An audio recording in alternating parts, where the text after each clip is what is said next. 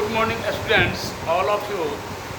आज फिर से आप ऑनलाइन क्लास में सभी बच्चे जुड़ जाएं। आज हिंदी भाषा पार्ट 5 आपका एक कविता है, मिलजुल कर रहना। इसके पहले आप व्याकरण पढ़ते आए हैं, तो आज हिंदी भाविका है और पार्ट 5 है और कविता का नाम है मिलजुल कर रहना। सबसे पहले इस कविता को पढ़ेंगे और उसके बाद तब अर्थ समझते जाएंगे और जो भी उसके बाद शब्दार्थ होगा या प्रश्नोत्तर कार्य होगा तो सभी कराया जाएगा। कविता है, सदा सवेरे उठा करो, ध्यान लगाकर पढ़ा करो, दांत साफ नित्य किया करो, नगमत बढ़ने दिया करो। देखिए ये कविता जो है, ये जो कविता लिखी गई है इसके कवि हैं हरिश्चंद्र। तो सबसे पहले ये जान लीजिए कि सदा सवेरे उठा करो, खास करके विद्यार्थियों के बारे में ही सोच करके ये लिखी हुई है कि विद्यार्थियों को कैसे किस प्रकार उठना चाहिए, कैसे पढ़ना चाहिए, कैसे जो है सो नित्य क्रिया से निवृत्त होकर के सुबह में और आगे पढ़ने के लिए उसको किस किस प्रकार से ध्यान लगाकर पढ़ा करो, दांत साफ नित्य किया करो, नखमत बढ़ने दिया करो। देखिए विद्यार्थियों को सुबह ही सदा हमेशा जो है सो उठना चाहिए। प्रातः काल सुबह में ध्यान लगाकर पढ़ा करो और पढ़ते समय जो है ध्यान को एकाग्रचित्त होकर के अपने विषय वस्तु पर ध्यान केंद्रित करना चाहिए। कारण कि आप जब पढ़ने बैठते हैं और ध्यान आपका इधर उधर रहेगा तो क्या होगा, जो आप पढ़ेंगे वह आप उसे ज्ञान अर्जित नहीं कर पाएंगे। समय तो आपका लग ही रहा है लेकिन ध्यान इधर उधर है तो आप पढ़ नहीं पाएंगे। विद्यार्थियों को प्रतिदिन अपने दांत को साफ रखना चाहिए, क्योंकि देखिए दांत साफ जब आप नहीं रखेंगे तो इसमें क्या है, जब व्यक्ति खाना खाता है तो उसमें दांत में जो है क्या होते हैं, उसके छोटे छोटे कण फंस जाते हैं और ये जब ब्रश नहीं करेंगे, आप साफ नहीं करेंगे तो ये रहते रहते बहुत दिन सड़ जाएंगे और उसमें कीटाणु पैदा करेंगे, बैक्टीरिया पैदा करेंगे और आपके ये मुंह की सहायता से जो है सो पेटों तक पहुंच करके और ये क्या करेंगे, बीमारी पैदा करेंगे। इसलिए हर हाल में विद्यार्थियों को जितने भी ये सब चीज़ बताए गए हैं उन नियम का पालन करना बहुत ज़रूरी है। दांत साफ नित्य किया करो, नखमत बढ़ने दिया करो। और यह एक रूटीन बनाई हुई है बहुत पहले से कि नाखून को हमेशा हर संडे को यानी रविवार को काटना चाहिए, क्योंकि नाखून में जो है गंदगी भरी रहती है। वही गंदगी जो है सो हमारे भोजन के साथ हमारे पेटों तक पहुंच जाती है जो हमें नुकसान करती है। रोजाना ही स्नान करो, फिर ईश्वर का ध्यान करो, गुरुओं का सम्मान करो, कभी न तुम अभिमान करो। और देखिए ये हर व्यक्ति और हर पढ़ने वाले विद्यार्थियों के जीवन में यह होना ही चाहिए कि प्रतिदिन स्नान करना चाहिए, फिर उसके बाद थोड़ी देर के लिए ईश्वर का ध्यान करना चाहिए, फिर अपने गुरुओं का सम्मान करना चाहिए, उनको इज्जत देना चाहिए, उनका चरण स्पर्श करना चाहिए और उसे अभिमान कभी नहीं करना चाहिए। अभिमान का अर्थ होता है घमंड नहीं करना चाहिए, क्योंकि देखिए जब व्यक्ति के पास घमंड हो जाता है तब सबसे पहले उसके बुद्धि और विवेक का नाश होता है और बुद्धि और विवेक के नाश होने से क्या होता है कि वह व्यक्ति जो है अपने कार्यकलाप में पढ़ने लिखने की दिशा में सही ढंग से नहीं ज्ञान अर्जित कर पाता है और अहंकार से भर जाता है। यह कभी भी विद्यार्थियों के जीवन में नहीं होनी चाहिए। तो हरिश्चंद्र ने ये जो कविता लिखी हुई है ये इससे संदेश देना चाहते हैं हर विद्यार्थियों को, सभी को कि विद्यार्थियों में क्या क्या गुण होने चाहिए, क्या क्या लक्षण होने चाहिए। जब तक वो स्वस्थ नहीं रहेंगे तब तक जो है सो विद्या अर्जित नहीं कर पाएंगे। तो विद्या अर्जन करने के लिए सबसे पहले व्यक्ति को अपने दिनचर्या पर ध्यान देना होगा कि सदा सवेरे उठा करो, ध्यान लगाकर पढ़ा करो। देखिए कविता ये इस प्रकार से लिखी गई है कि आप स्वतः समझ सकते हैं कि इसमें बहुत कोई मतलब कठिनाई वाला शब्द नहीं है, डिफ़िकल्ट वर्ड्स नहीं है।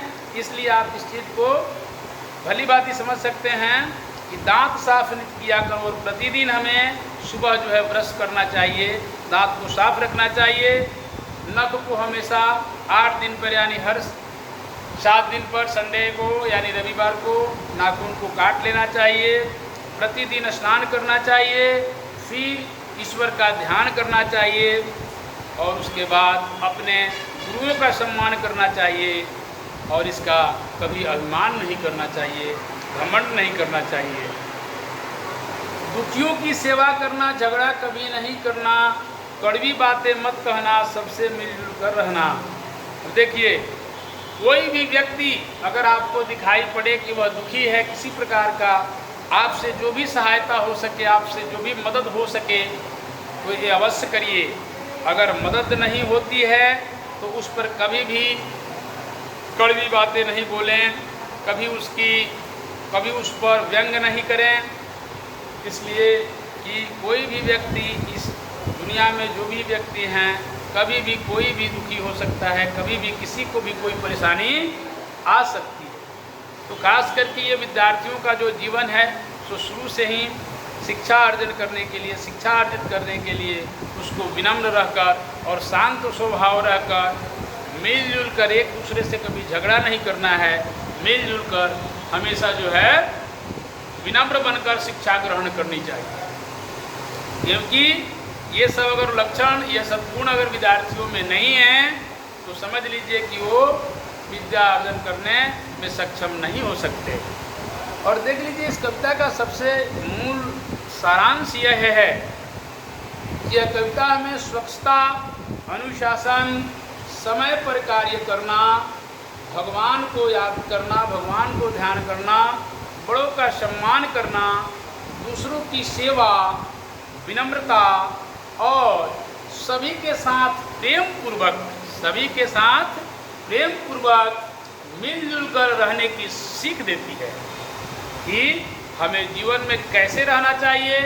अगर किसी से झगड़ा करके हम अपने आप को भी शांत नहीं रख पाते हैं, क्योंकि जैसे ही आप किसी से झगड़ेंगे तो आपके अंदर भी क्रोध उत्पन्न होगा और क्रोध उत्पन्न होने से बुद्धि का नाश होता है और आप अपने काम को, अपने कार्य को सही ढंग से नहीं कर पाएंगे।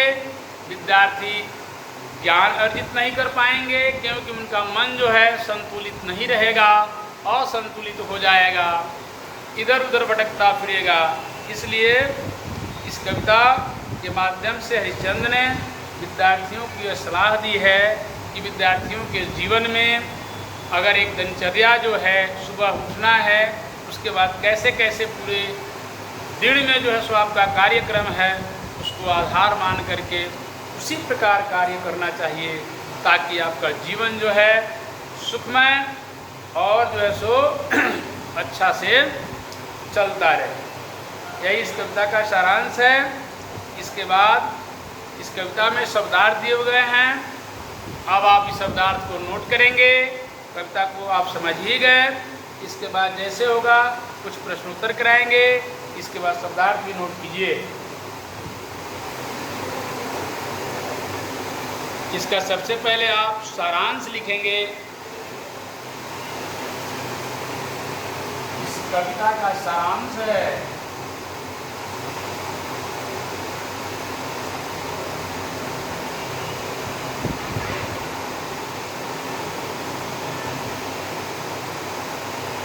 सार जोड़ अंश बराबर सारांश। सार जोड़ अंश बराबर सारांश। सार का अर्थ होता है उस चीज का निचोड़, यानी पूरा जो है सो एक प्रकार से उसका रस क्या है, उसका मूल अर्थ क्या है, इसी चीज को सारांश कहते हैं। तो इस कविता का सारांश है कि यह कविता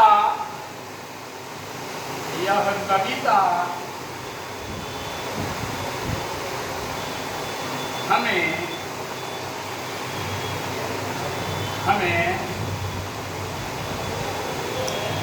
स्वच्छता,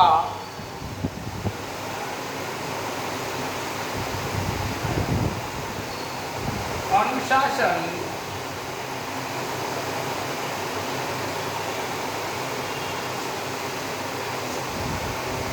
यह कविता हमें स्वच्छता, अनुशासन, समय पर कार्य करना,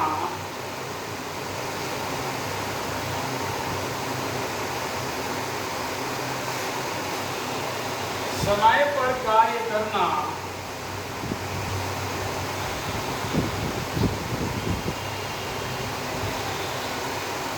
बड़ों का सम्मान,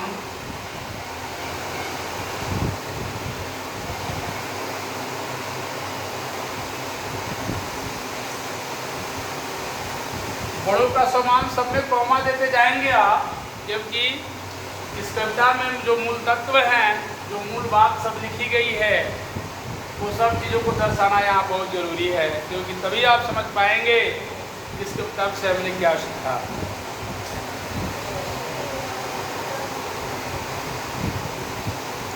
भगवान का ध्यान,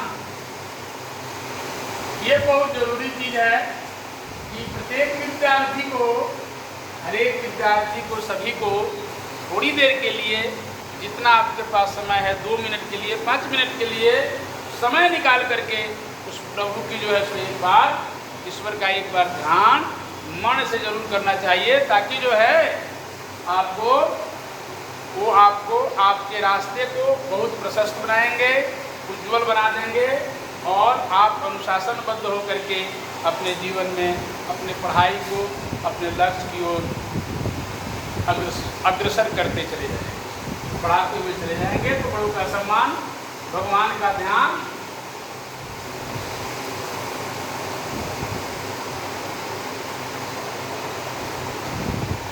भगवान का ध्यान,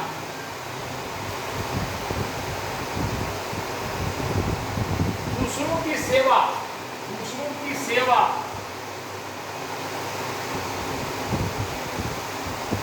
सेवा, कौमा, विनम्रता, व्यक्ति को हमेशा नम्र रहना चाहिए, विनम्रता, विनम्रता, विनम्रता, और सभी के साथ, और सभी के साथ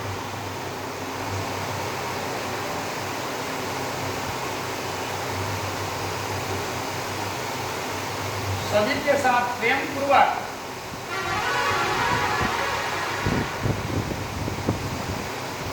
प्रेम पूर्वक,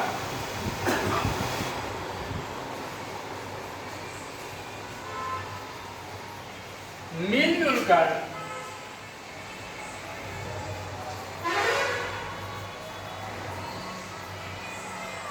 रहने की सीख देती है।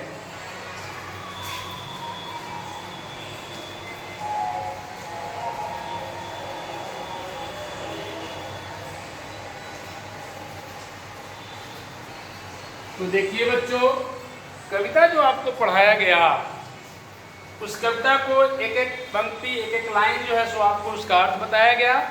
उसके बाद कविता का सारांश, यानी पूरे कविता का जो है सो ये अर्थ है, सारांश है कि यह कविता हमें स्वच्छता, अनुशासन, समय पर कार्य करना, बड़ों का सम्मान, भगवान का ध्यान, कॉमा देते जाएंगे, दूसरों की सेवा, विनम्रता, और सभी के साथ प्रेम पूर्वक मिलजुल कर रहने की सीख देती है। यही इस कविता का सारांश है। इसको अच्छी तरह से आप नोट डाउन करेंगे, और जैसे ही ऑफलाइन बोर्ड में क्लास आपका शुरू होगा, उस समय आपसे पूछा जाएगा और सुना भी जाएगा।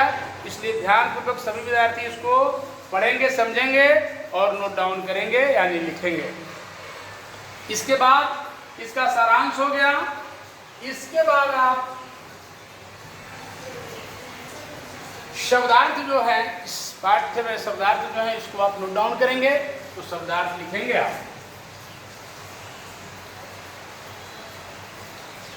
शब्दार्थ,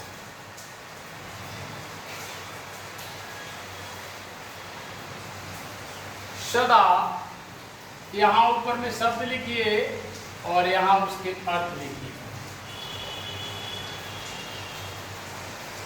सदा,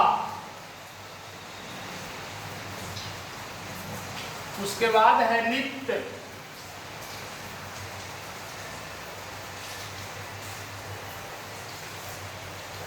नख, रोजाना, रोजाना,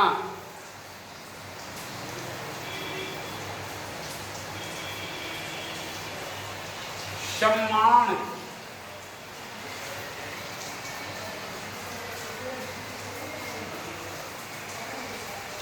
अभिमान,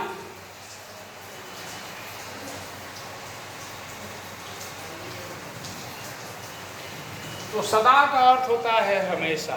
सदा का क्या होगा अर्थ? हमेशा। नित्य का अर्थ होता है रोज। नख का अर्थ होगा नाखून। नख का अर्थ क्या होगा? नाखून। रोजाना का हर दिन।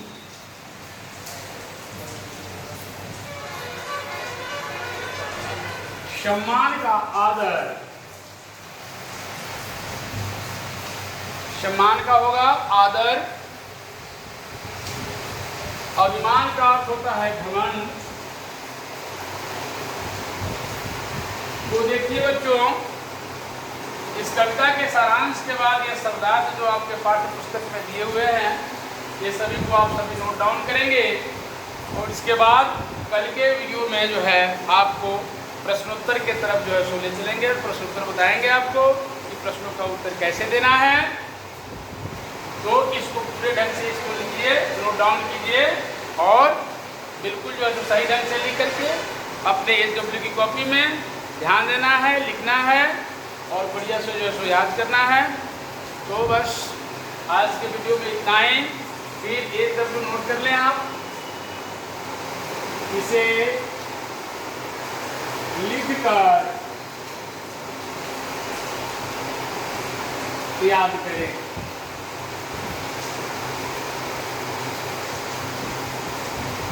प्यारे बच्चों, आज के वीडियो में बस इतना ही। फिर दूसरे वीडियो में कल मिलेंगे आपसे। आज के लिए बहुत बहुत धन्यवाद।